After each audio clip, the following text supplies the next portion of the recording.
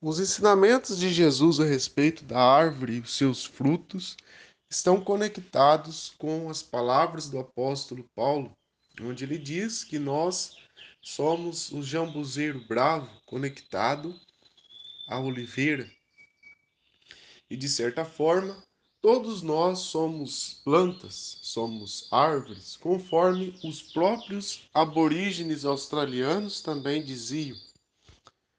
Na vida, no nosso tempo contemporâneo, existem frutos, sementes, folhas que se assemelham a órgãos do nosso corpo. O fruto do abacate se assemelha a um útero. O gengibre se assemelha a um estômago. A semente do feijão se assemelha aos nossos rins. E as evidências não param por aí, pois, além destes, existem outros órgãos do nosso corpo que se assemelham a frutos ou partes de uma árvore. Os nossos pulmões estão dispostos como se fossem duas folhas, duas ramas de folhas em um tronco. E as evidências vão aumentando na medida que debruçamos os nossos estudos. No livro de 2º Enoque, também conhecido como Livro Mistérios de Enoque, encontramos no capítulo 30 algumas informações importantes sobre a criação dos seres humanos. É revelado a Enoque, em suas viagens, onde ele vai até o 10º céu, muitos segredos da criação. E um desses segredos é o fato das partes pelas quais os seres humanos, ou o homem adâmico, que é pai da humanidade terrena, fora criado. E segundo esse livro, os seus ossos vieram das pedras, seus cabelos da relva verde, das plantas, o, a sua carne veio da terra. E a questão dos seus, do seu sangue veio da água. Quando o texto traz essas informações e mais algumas outras, percebemos muitas coisas interessantes no mundo da química, ou alquimia, como era conhecida na antiguidade. Quando é dito que os nossos ossos vieram das rochas, das pedras, temos o significado da resistência. E é também das rochas que são tirados minerais bases, como o calcário, por exemplo, o minério de ferro, o cobre, o zinco, eles vêm das rochas. Segundo o texto de Enoque, os cabelos dos homens vieram das plantas. E as plantas, observando nos desenhos e representações, têm o mesmo comportamento dos pelos que cobrem o corpo humano, no que se refere em crescimento e no que se refere em características sensoriais. Quando é dito que dos olhos humanos vieram do sol, temos a questão da captação da luz. No céu, o sol produz luz. Essa luz é esparramada pela atmosfera por meio dos gases atmosféricos. O interior do Sol é mais frio e o seu posterior mais quente, as suas extremidades.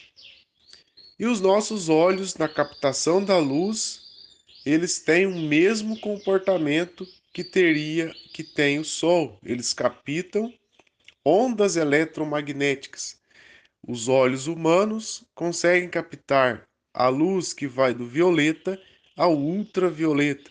Alguns animais, porém, conseguem ter uma captação maior desses feixes de luz. Um caso disso são os polvos marinhos, que conseguem alcançar uma maior quantidade de cores.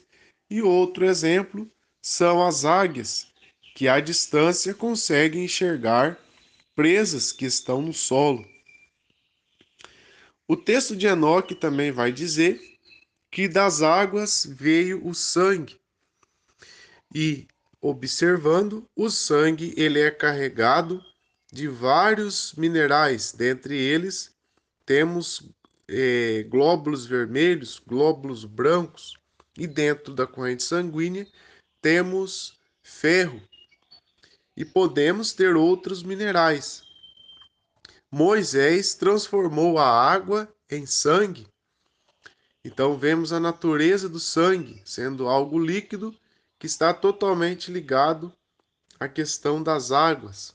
Inclusive as águas, quando consultamos uma garrafa de água, vemos o seu valor nutricional, onde encontramos alguns elementos que também estão presentes na corrente sanguínea.